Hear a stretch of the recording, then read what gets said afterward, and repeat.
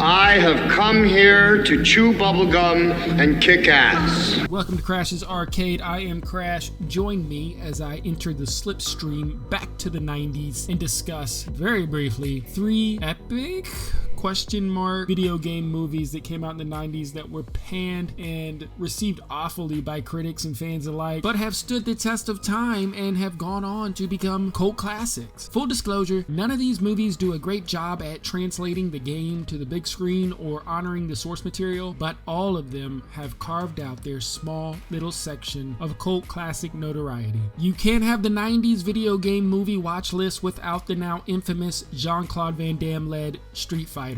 The cringeworthy movie was torpedoed by critics but was able to pull a cool $105 million at the box office despite the fact. No, you like to look at yourself on television, you sick son of a bitch. So look at this.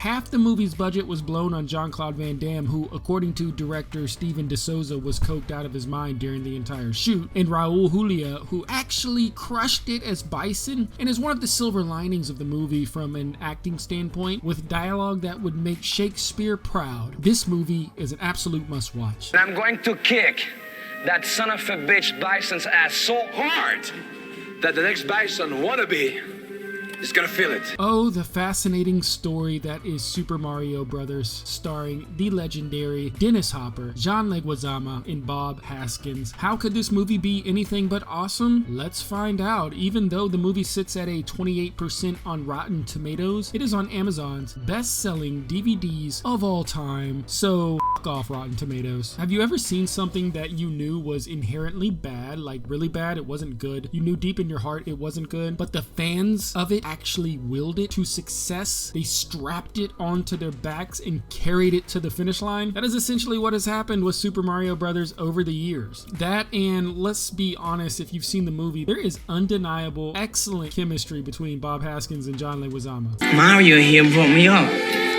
He's been my mother my whole life. Hey. Seriously. Plagued by production problems and both Dennis Hopper and Bob Hoskins retrospecting on how much of a nightmare the film was to actually make, it now exists as a very special artifact of its time and has easily achieved cult status with a very genuine fan following to this day. Well, so what's your next film? I'm doing Super Mario Brothers. Oh, that's the game. Oh, what? Yeah, and this is you. And I saw this thing jumping up and down. I thought, I used to play King Lear. Last but certainly not least, Double Dragons rounds out our list with some over-the-top and quite frankly fun performances by none other than the T-1000 himself, Robert Patrick. Co-starring along Scott Wolf and Mark Dacascos, Double Dragon has a double dose of lighthearted fun.